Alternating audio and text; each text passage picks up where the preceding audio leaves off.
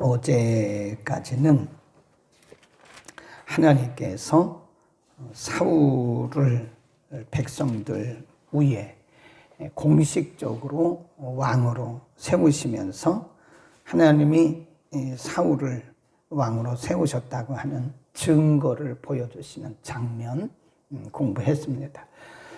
하나님이 우리를 쓰실 때는요, 하나님이 우리를 쓰신다고 하는 증거들이 나타나요. 확실하게 나타납니다. 그렇지 않으면 우리 중에 누구도 하나님의 일을 감당할 수가 없어요. 사람은 사람이니까 그래요.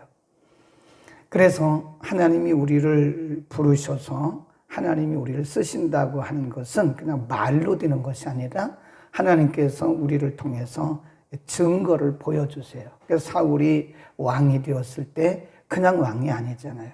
하나님이 뽑으시고 하나님이 그를 이스라엘 백성들 위에 세우셨기 때문에 하나님이 사울을 통해서 일하신다고 하는 증거들을 여러 가지를 보여주셨는데 그 중에 하나가 11장에 나오는 암몬과의 전쟁이잖아요.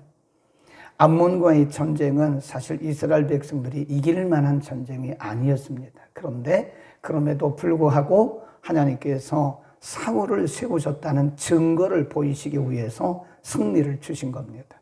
오늘 본문은 이제 시간이 좀 흘러섰죠. 2년쯤 됐을 때입니다. 1절에 보면 사울이 왕이 될 때의 나이 40입니다. 그리고 그가 이스라엘을 다스린 지 2년 됐습니다. 2년.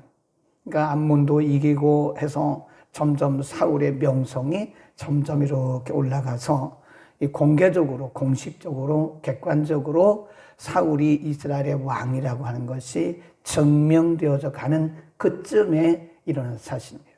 그때 블레셋과 전쟁을 하게 되죠. 원래는 이스라엘이 먼저 이렇게 친 거예요. 블레셋이 먼저 공격을 해온 것이 아니라 이스라엘의 백성들의 수비대를, 그때 요나단이었는데 수비대를 이렇게 블레셋이 건드리니까 여기 화가 나니까 전쟁이 시작이 된 건데 그 이후에 블레셋 사람들이 많이 쳐들어옵니다. 거기 한번 보세요. 5절에 보면 블레셋 사람이 이스라엘과 싸우려 하여 모였는데 병거가 3만이요 마병이 6천이요 백성은 해변에 모래같이 많더라. 그들이 올라와서 베다인 동편 믹마스에 진쳤다. 6절 시작. 이스라엘 사람들이 위급함을 보고 절박하여 굴과 수풀과 바위 틈과 은밀한 곳과 웅덩이에 숨었다. 그랬습니다. 7절에 보면 어떤 히브리 사람들은 요단을 건너 갓과 길라 땅으로 가되 사울은 아직 길갈에 있고 그를 좇은 모든 백성은 뭐 했대요? 떨더라.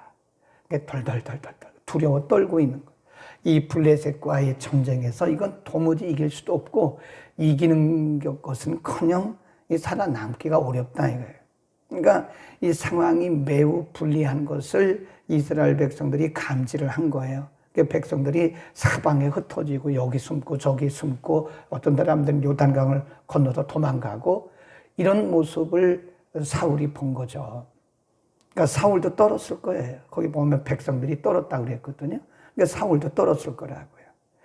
요때 조심해야 되는 거예요. 이런 위기적 상황 속에서 우리가 어떻게 행동하는가를 하나님이 주목하고 계세요. 여기서 이제 사울이 하나님께 인정을 받느냐 못 받느냐가 결정되는 겁니다. 자, 불행하게도 사울은 어떻게 행동했는가? 8절. 사울이 사무엘의 정한 기한대로 이레를 기다리다가 사무엘이 길갈로 오지 아니하매 백성이 사울에게서 흩어지는지라. 다 흩어지지 않겠어요? 두려워 떨고 있는데 전쟁은 점점 심해지고 9절 시작. 사울이 가로되 번제와 화목제물을 이리로 가져오라 하여 번제를 드렸다. 이게 결정적인 사울의 실수고 하나님께서 사울을 떠난 결정적인 이유가 이겁니다. 그리고 있다가 사무엘이 옵니다. 10절 번제 드리기를 피하자 사무엘이 온지라 사울이 나가 맞으며 무난하매 사무엘이 가로되 왕의 행한 것이 무엇입니까? 이게 물어보니까 12절 이에 내가 이르기를 블레셋 사람은 나를 치러 길갈로 내려오겠거늘 내가 여호와께 은혜를 간고치 못하였다 하고 부득이하여 번제를 드렸나이다. 11절 12절에 보면 사울 왕이 사무엘에게 이렇게 상황 설명을 해요. 백성들은 다 흩어지고 지금 블레셋 사람들은 벌떼같이 밀려들고 상황이 이렇게 급박한데 백성들이 하나하나 숨고 떠나가는 것을 봐서 제가 너무 심각해서 부득이해서 번제를 드렸습니다. 상황 설명을 한 거예요.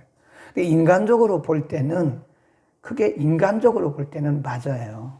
그렇잖아요. 지금 백성들이 다 흩어지는데 지금 사무엘이 와야 이 제사를 드리는데 이스라엘 백성들은 전쟁에 나갈 때 반드시 어떤 제사를 드리고 나가는 거예요. 그래서 제사를 드리려면 왕은 안 되잖아요. 그래서 사무엘 선지자가 와야 되잖아요. 안 오는 거예요. 일주일을 기다렸는데도 안 와요. 그러니까 사울이 다급해서 자기가 번제를 드린 거예요. 이거에 대해서 하나님이 사무엘을 통해서 이렇게 말씀합니다. 13절 읽겠습니다. 시작. 사무엘이 사울에게 이르되 왕이 망령 때에 행하였도다. 왕이 왕의 하나님 여호와께서 왕에게 명하신 명령을 지키지 아니하였도다. 그리하였다면 여호와께서 이스라엘 위에 왕의 나라를 영영히 세우셨을 것이오늘 지금은 왕의 나라가 길지 못할 것이다. 여호와께서 왕에게 명하신 바를 왕이 지키지 아니하였으므로 여호와께서 그 마음에 맞는 사람을 구하여 그 백성의 지도자를 삼을 것입니다입니까? 이미 삼으셨느니라. 하나님이 이미 떠나셨어요. 사울이 하나님 앞에 왕성하게 쓰임받은 것은 2년입니다. 물론 사울은 40년 통치했어요. 그러나 하나님의 영이 그를 떠나셨어요. 잘 들으셔야 됩니다. 하나님께서 이 장면을 보면서요, 우리가 하나님께서 매사에 우리를 주목하고 계세요. 말씀대로 하는가? 내 생각대로 하는가? 인간적으로 보면 사울이 한 게 맞다니까요. 아니 지금 백성들 다 흩어지고 다급한데 그러면 왕이라도 번제를 드려야지 사무엘은 안 오는데 어떡해요? 다급한데. 그러나 하나님은 그걸 원치 않으세요. 하나님은 각각의 일들을 사역을 맡기신 거예요. 왕은 왕으로서 할 일을 해야 되고 선지자는 선지자의 일을 해야 되니까 하나님의 법이라고 그랬잖아요. 12절 13절에. 그러니까 인간적으로 볼 때는 그것이 매우 다급했지만 아무리 급해도 하나님의 말씀대로 해야 된다는 거예요. 그러니까 하나님이 매사에 우리를 주목하고 계세요. 사울이 뭐라고 얘기하죠? 부득이했습니다. 부득이했다 그 말은 어쩔 수 없어서 그랬습니다. 그건 하나님 앞에는 안 통하는 거예요. 인간적으로는 맞을 수 있어요. 상황이 다급하니까 누구라도 해야 되죠. 꼭 사무엘만 해야 됩니까? 왕인 제가 그냥 부득이해서 했습니다. 인간적으로 볼 때는 좋다니까요. 맞다니까요. 그러나 하나님은 하나님의 법을 따지 하나님의 법. 그렇죠. 그래서 하나님께서 매 순간마다 특별히 어떤 팩트를 보십니다. 어떤 우리 요즘에 팩트라고 하잖아요. 팩트. 어떤 일이 있을 때, 어떤 사실을 있을 때 사실을 우리가 해결해 나가는 방법이 하나님의 방법이냐 내 방법이냐를 하나님이 이렇게 주목하고 계세요. 아무리 급해도 하나님의 방법으로 해야 됩니다. 아멘. 하나님이 우리를 주목하고 계세요. 아유, 하나님 어쩔 수 없었습니다. 그게 안 된다니까요. 그건 부득이해서. 지금 사울이 하나님 앞에 버림받은 이유 중에 하나가 그거예요. 어쩔 수 없어서 그랬습니다. 아니라니까요. 하나님은 하나님의 법이지 어떤 상황 속에서도 하나님의 말씀이 기준이 되는 거예요. 그래서 말씀이 캐논입니다. 캐논. 우리의 생각이나 우리의 상식이나 우리의 경험이 앞서면 안 돼요. 큰일 납니다. 아무리 열심히 해도 아무리 많은 일을 해도 내 방식으로 한 것은 하나님과는 상관이 없어요. 그런데 우리는 많은 일을 해놓고 내가 큰 일을 했다 그래요. 아닙니다. 하나님 방법대로 해야 돼요. 말씀대로 하는지를 하나님이 주목하고 계시는 겁니다. 아멘. 그 다음에 오늘 본문의 말씀을 통해서 우리가 알 수 있는 것이 뭐냐? 하나님이 암몬과의 전쟁 11장에 가보면 암몬과의 전쟁에서 하나님께서 미리 보여주셨어요. 거기 보세요. 11장에 가보면 암몬 사람 나하스가 오잖아요. 그때 하나님께서 사울을 통해서 암몬 군대를 아주 싹 이기게 하십니다. 15절, 14절, 15절. 그래서 결국은 모든 이스라엘 백성들이 사울을 왕으로 인정하게 되잖아요. 11장, 14절, 15절에 보면. 그거는 하나님이 보여주신 거예요.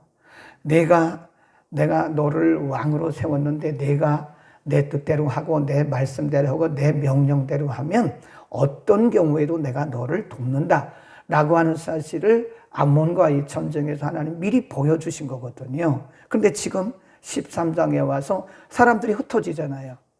그러니까 사울이 인간적으로 두려움을 느끼는 거예요. 아, 백성들이 다 떠나는구나. 나는 이게 왕이 아닌가 봐. 이렇게 되면 나는 왕이 될 수 없지.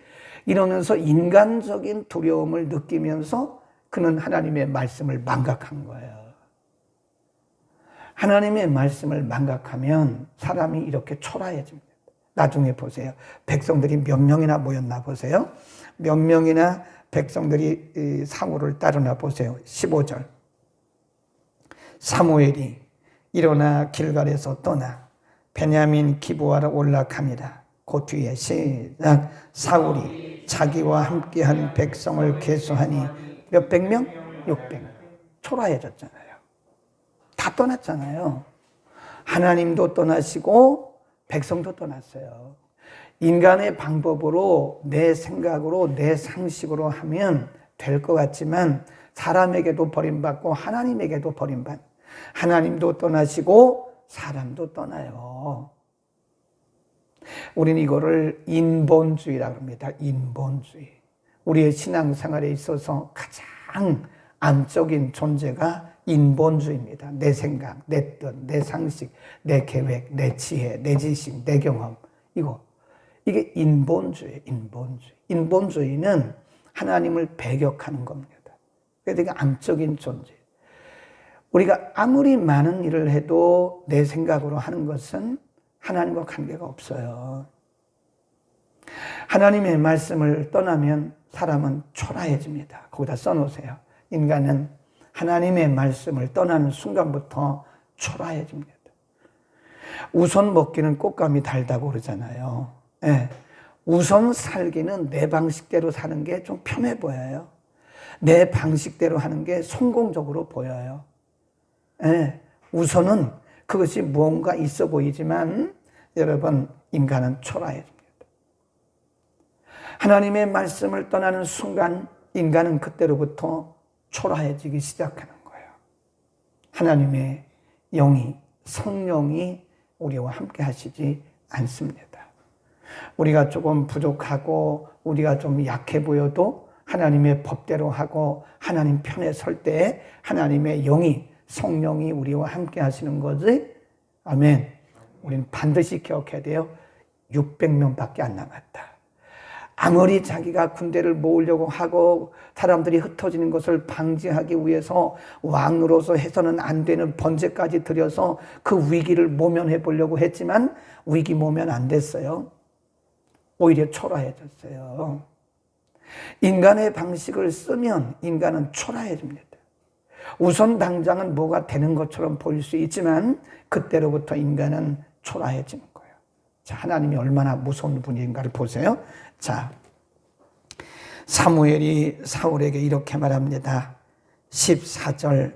지금은 영령이 세우셨으면을 만일 왕이 하나님의 명령대로 했으면 하나님이 영영히 당신을 왕으로 세우시옵건을 14절 맨 앞에 그러나가 들어가 있습니다. 그러나 지금은 왕의 나라가 길지 못할 것이다. 여호와께서 왕에게 명하신 바를 왕이 지키지 아니하였으므로 여호와께서 그 마음에 누구를 맞는, 하나님이 쓰시는 사람은 하나님 마음에 맞는 사람이에요. 지식이 있고 지혜가 있고 경험이 있고 없고 이거는 문제가 되지 않아요. 하나님이 쓰시는 사람은 하나님의 마음에 맞는 사람입니다. 하나님의 마음에 맞는 사람이 누구예요? 말씀대로 하는 사람이죠. 우리가 아무리 똑똑하고 지식이 있고 경험이 있고 뭐 그래도 내 생각대로 하고 내 뜻대로 하고 내 방식대로 하면 하나님이 언제든지 떠나요. 초라해져요. 그러나 사람이 좀 부족하고 어리숙해 보여도 하나님 마음에 맞는 사람을 하나님은 쓰십니다. 하나님의 맞는 사람, 마음에 맞는 사람이 누구예요? 하나님 말씀대로 하는 사람이죠. 거기다 써놓으세요. 하나님의 마음에 맞는 사람은 하나님 말씀대로 사는 사람이다. 거기 보면 하나님 마음에 맞는 사람 그런 표현을 써요. 마음에 맞는 사람을 이미 하나님께서 예선해 놓으신 거예요. 여호와께서 그 마음에 맞는 사람을 구하여 그 백성의 지도자를 삼으셨나이다. 이미 끝났어요. 겉으로 사울은 왕이거든요. 근데 사실은 왕이 아니에요. 이제부터는. 왜 그러죠? 하나님이 떠나셨어요. 사람이 아무리 이러고 저러고 해도 하나님이 인정하시지 않는 것은 의미가 없습니다. 나 혼자 그러는 거지 사실은 하나님과는 관계가 없어요. 하나님 무서우신 분이라니까요. 즉시 옮기시잖아요. 즉시 촛대를 옮기잖아요. 사람마다 다를 수 있어요. 경우마다 다를 수는 있어요. 하나님이 매번 촛대를 옮기신 것은 아닙니다. 하나님이 때로는 기다리시고 또 기다리시고 기회 주시지만 이런 경우는 왕이잖아요. 하나님이 세우신 왕이잖아요. 백성들이 구했던 왕이잖아요. 그런 왕이 하나님의 명령대로 하지 않고 자기 생각대로 하잖아요. 자기 뜻대로 하잖아요. 그러니까 하나님이 즉시 옮겨버리세요. 이미 하나님의 영이 사울을 떠난 겁니다. 인간은 하나님의 영이 떠나면요. 하나님이 떠나시면 껍데기예요, 껍데기. 아무것도 아니에요. 아멘. 우리 정신 차리고 살아야 됩니다. 하나님이 우리를 쓰실 때 정신 차리세요. 하나님이 우리에게 어떤 권위를 주시고 능력 주시고 은혜 주시고 하나님이 우리를 어떤 일에서든지 크든 작든 우리를 쓰실 때 우리가 정신 차리고 살아야지 우리가 방심했다가는 하나님이 촛대 즉시 옮겨버려요. 어떤 때는 기다리시는 경우도 있지만 하나님이 촛대를 옮겨버리십니다. 여러분 제가 제 트레이드 마크 중에 하나가 뭔지 아세요? 촛대를 옮긴다는 거예요. 제가 수없이 봤습니다. 그런 분들을 한두 번 본 게 아닙니다. 한두 명 본 게 아니에요. 하나님이 우리를 쓰실 때 정신 차립시다. 아멘. 하나님이 우리를 놔버리시면 우리는 빈 깡통이에요. 아무것도 아니에요. 방심하면 안 돼요. 괜히 교만하고 자만하고 오만하고 그러면 안 돼요. 겸손해야 됩니다. 하나님이 언제든지 놓으실 수도 있다는, 나를 놔버릴 수도 있다는 생각을 해야 돼요. 구원에는 지장이 없겠죠. 우리가 예수를 정말 믿고 거듭났다면 구원에는 문제가 없겠죠. 그러나 이 땅에서 우리가 영예롭게 살아가야 되는데 그래서 하면 안 되잖아요. 절대로 우리는 방심하면 안 됩니다. 아멘. 주인이 누구예요? 하나님이십니다. 그분이 놔버리시면 아무것도 아니에요. 능력이 아니에요. 우리의 지혜도 아니에요. 그거는 모두가 다 하나님의 은혜고 하나님이 쓰시는 거예요. 하나님이 우리를 쓰실 때 불평불만 하지 마세요. 하나님이 다 듣고 계세요. 아이고 나는 부담스럽다고 그런 소리 하지 마세요. 하나님이 그 자체를 없애버릴 수도 있어요. 그러면 아니 부담스럽더라도 우리가 하나님께서 우리에게 일을 맡기신 게 감사해요. 부담 없이 그냥 사는 게 좋아요. 부담스럽더라도 우리가 하나님께 쓰임 받는다는 것이 이게 감사한 거예요. 하나님 다 듣고 계신다니까요. 아유, 나는 피곤해, 난 부담스러워, 난 못해. 이러면 오늘 하나님이 그거 싹 가져가 버렸어요. 그래서 무미건조한 사람이 되고 할 수 있어요. 사람 사는 의미가 뭐가 있어요, 그게?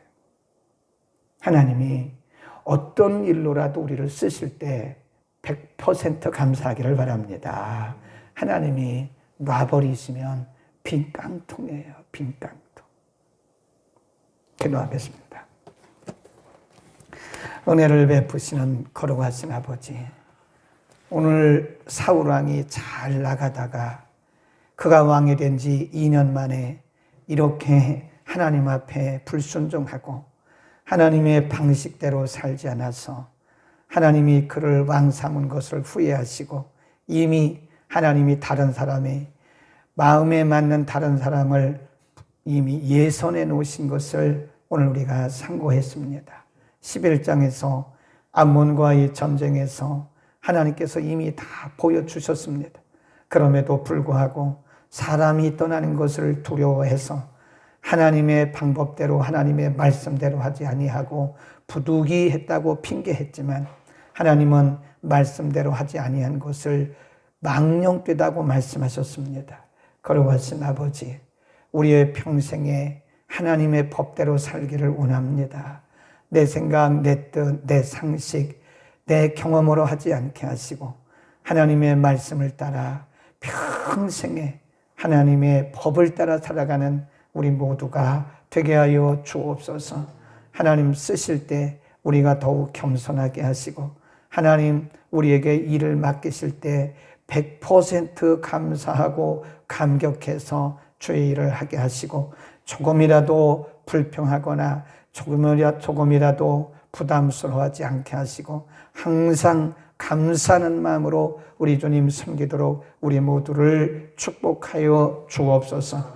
오늘 주신 이 말씀 평생 우리의 신비에 새기게 하옵시고 아버지 우리의 마음에 방심되지 않도록 은혜를 더하여 주옵소서. 예수 그리스도의 이름으로 기도드립니다. 아멘.